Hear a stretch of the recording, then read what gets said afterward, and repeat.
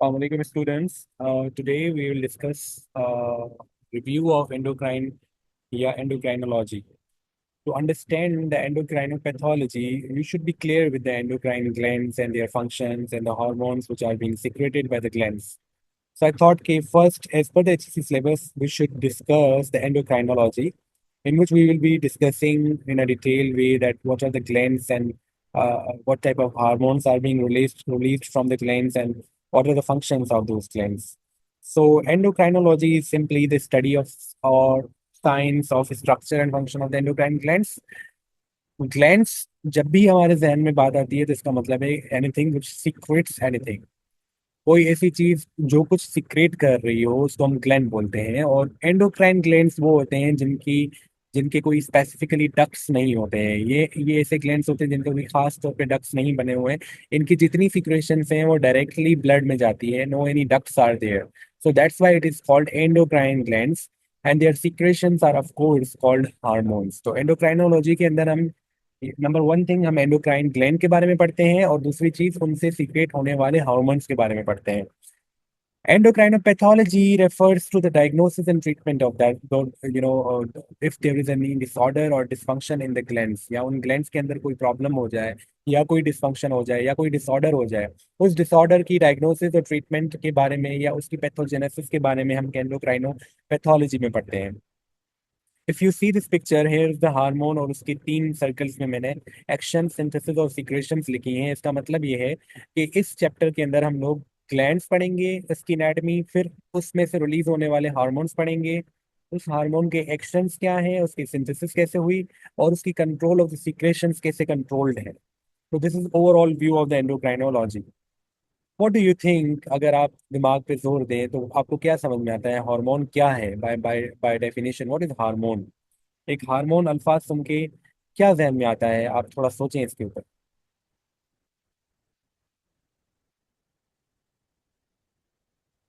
You might be thinking that hormone is a chemical messenger, or somebody is thinking that it actually coordinates the different functions in the body, या कोई communication कराता है, या कुछ लोग इस तरह सोच रहे होंगे कि हार्मोन एक्चुअली सिग्नलिंग करता है about what to do and when to do. So it is perfectly all right. Hormone is actually a chemical messenger which basically communicates between two organs. It is a part of the communication. But endocrine or hormonal communication is very slow communication, but it is a part of communication. So it is a chemical messenger which coordinates the different functions, and it actually provides a signal for what to do and when to do inside the body. Classification of hormones is too wide topic, और ये बहुत जगहों पे different different तरीकों पे लिखा हुआ है। It is very hard to understand even, but मैंने आप लोगों के लिए बहुत ही सिंपलेस्ट वे में दो किस्म की क्लासिफिकेशन में इसको डिवाइड किया है from the different resources. So classification of hormone actually divides into the two major categories. Number one is according to the mode of transmission or secretion, यानी उसके मोड ऑफ ट्रांसमिशन की बुनियाद पे classification की गई है। उसको हम ऐसे बोल सकते हैं कि on the basis of mode of transmission hormones are classified into two categories. One is local hormones and another is circulating hormones. Local hormone से मुराद के वो हार्मोन्स लोकली इफेक्ट कर रहे होंगे, लेकिन circulating hormones generally through out the body effect करते हैं। लोकल हार्मोन्स में मजीद हमारे पास तीन किस्म के हार्मोन्स आते हैं, ऑटोक्राइन, जेक्स्टाक्राइन और पेराक्राइन, जबकि सर्कुलेटिंग हार्मोन्स के अंदर एंडोक्राइन हार्मोन्स होते हैं। What are autocrine, paracrine, and juxtacrine? So autocrine are the hormones which actually acts on the own cells from which they secreted. यानी जो सेल सीक्रेट करते हैं इनको, उन्हीं सेल्स पे जाके ये इफेक्ट करते हैं। तो इस किस्म के हार्मोन्स को हम बोलते हैं autocrine hormones.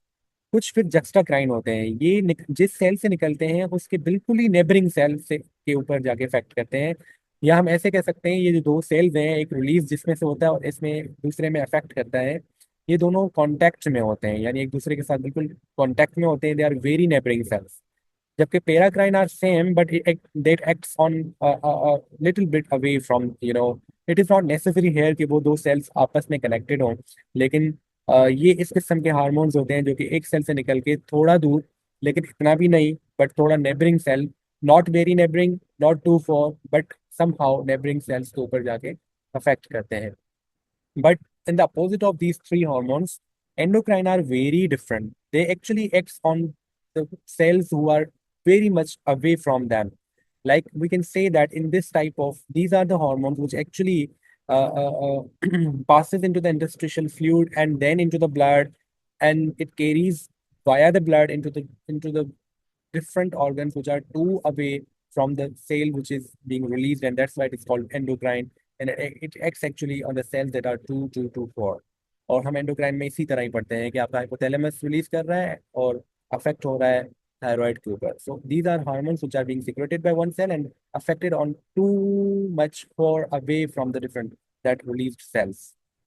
If you look at the picture, you can see the difference between these four types of hormones on the basis of mode of transmission. Autocrine में आप देखोगे तो जिसमें जिस सेल से रिलीज हो रहा है उसी सेल के ऊपर जाके अफेक्ट कर रहा है, that's why it is called autocrine.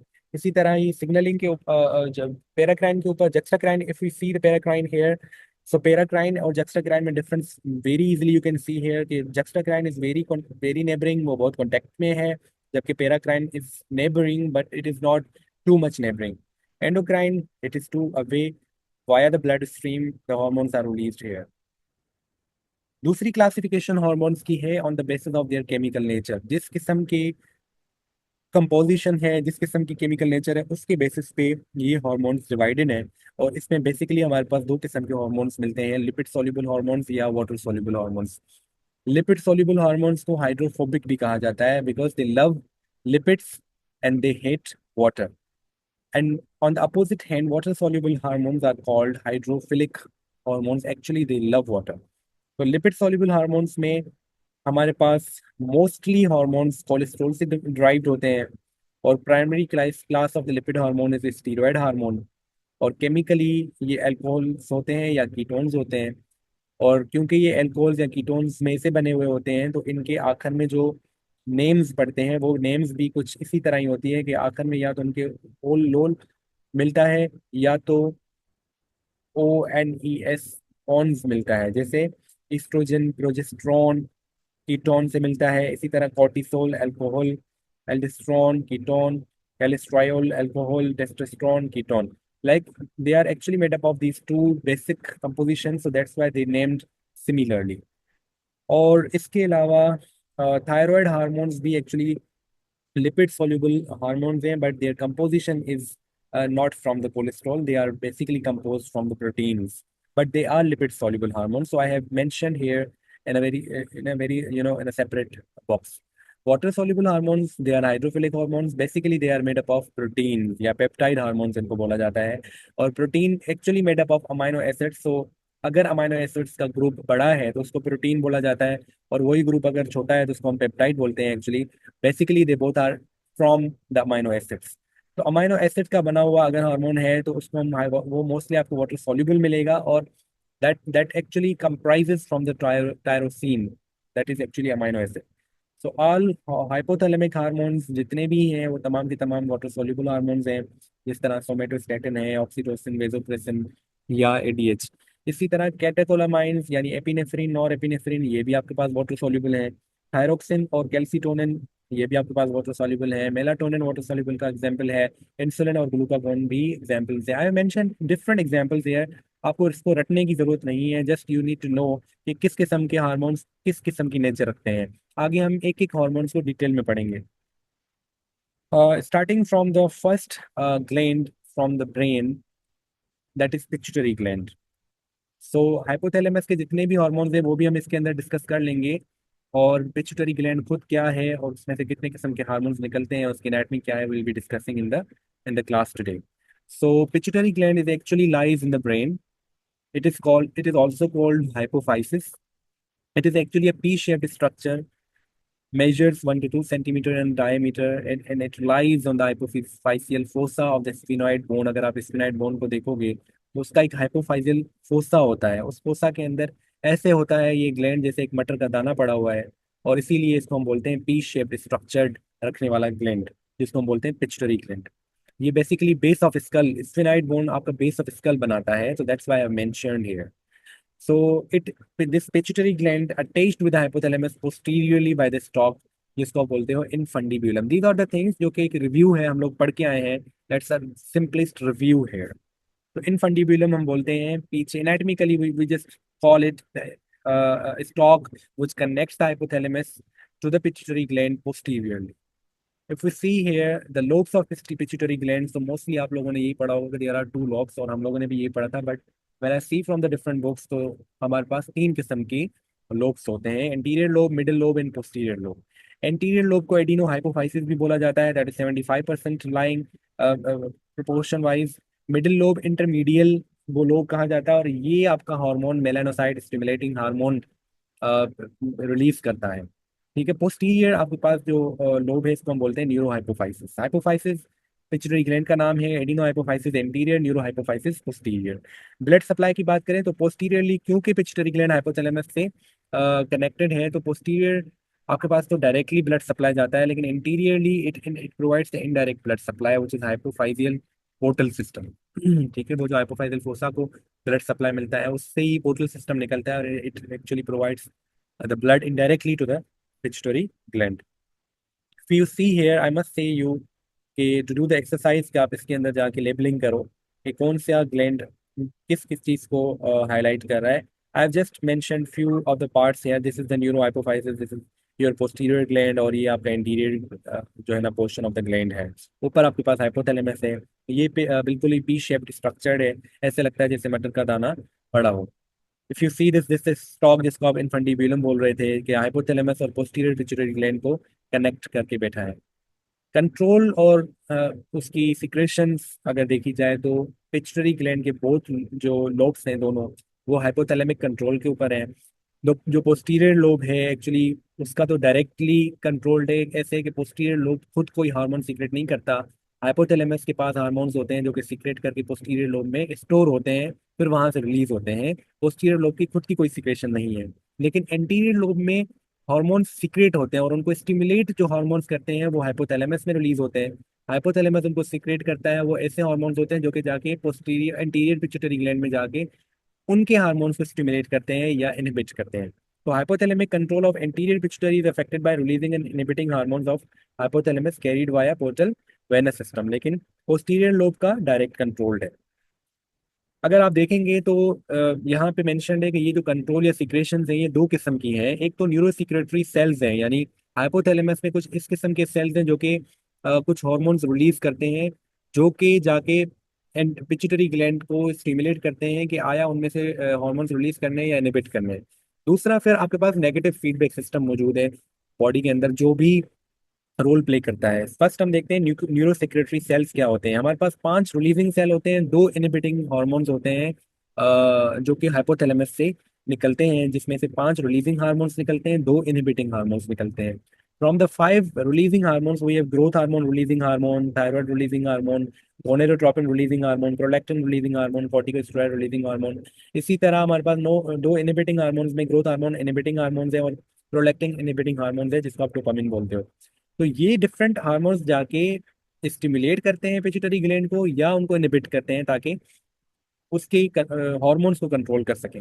Negative feedback mechanism क्या होता है कि जो कुछ सेल्स इंटीरियर पिट्यूटरी ग्लैंड में मौजूद हैं, उसमें से जो सेल्स रिलीज होते हैं, हार्मोन्स रिलीज होते हैं और डिफरेंट बॉडी के ऑर्गन्स में जाके अफेक्ट करते हैं। अब वहां पे नेगेटिव फीडबैक मैकेनिज्म का रोल यूं है कि उन ऑर्गन्स में जब हॉर्मोन्स की तादाद बढ़ जाती है हमारे ब्लड स्ट्रीम में, तो वो वापस से सिग्नल करती है पिट्यूटरी ग्लैंड को कि अब भाई बहुत हो गया, अब अपनी स्टिमुलेशन स्टॉप कर दो। तो this is how negative feedback mechanism works here. अगर एंटीरियर पिट्यूटरी ग्लैंड के सेल्स को देखेंगे तो we have somatotrophs here which proportionate 50%, और ये ग्रोथ हार्मोन रिलीज करते हैं। थायरोट्रॉप्स हैं 5%, थायराइड स्टिमुलेटिंग हार्मोन रिलीज करते हैं। गोनेडोट्रॉप, अब ये बात हो रही है पिट्यूटरी ग्लैंड की। ऊपर जो बात हो रही थी दैट वाज हाइपोथैलेमस। तो हाइपोथैलेमस में मिसाल के तौर पे growth hormone releasing hormone release होता है, जो कि पिट्यूटरी ग्लैंड को स्टिमुलेट करेगा, स्टिमुलेट सोमेटोट्रॉप्स को करेगा, और उसमें से निकलेगा क्या, growth hormone. Meanwhile thyroid relieving hormone stimulate करेगा थायरोट्रॉप्स को, उसमें से निकलेगा थायराइड स्टिमुलेटिंग हार्मोन। अब ये जाके थायराइड ग्लैंड पे जाके इफेक्ट करेगा, और उसमें से निकलेंगे थायरोक्सिन T3 T4। इसी तरह गोनेडोट्रॉप्स हैं जो कि 5% है, और उसमें से FSH और LH luteinizing hormone follicular stimulating hormone release होता है। कॉर्टिकोट्रॉप्स 20% प्रोपोर्शनेट, एंड इसके अंदर एड्रेनोकॉर्टिकोट्रोपिक हार्मोन रिलीज होता है। मेमोट्रॉप्स भी 20% प्रोपोर्शनेट करते हैं, actually secrets prolactin. So these are the cells of anterior pituitary gland. You can see this all the scenario from this picture as well. Posterior pituitary gland, क्योंकि इसका directly कोई secretion नहीं होती है, जस्ट स्टोरिंग होती है from the hypothalamus. तो hypothalamus में कुछ नर्व एंडिंग्स होती हैं जो कि स्टॉक के थ्रू, इनफंडिबुलम के थ्रू नीचे पोस्टीरियर ग्लैंड में आती हैं और वहां पर वो स्टोर होता है। तो there are two types of basically nerve endings. एक पेरावेंट्रिकुलर न्यूक्लियाई होते हैं जो कि हाइपोथैलेमस में होते हैं, जो कि रिलीज करते हैं ऑक्सीटोसिन, और वो नीचे आके पोस्टीरियर पिट्यूटरी ग्लैंड में सेव होता है, स्टोर होता है। दूसरी नर्व एंडिंग से सुप्रा ऑप्टिक न्यूक्लियाई, ये रिलीज करती है ADH, which is anti diuretic hormone, और वो भी आपके पास नीचे पोस्टीरियर ग्लैंड में आके सीक्रेट होता है। Growth hormone will be our next topic. Sorry for today's. Actually, this week was too much busy week, and I have covered जितना हो सका, लेकिन I am going to share some of the slides with you from the books. आज के इस session के बाद उसको आप रिव्यू करिएगा. You must be strong in the endocrinology first. Then it will be very interesting to understand the pathology of this chapter.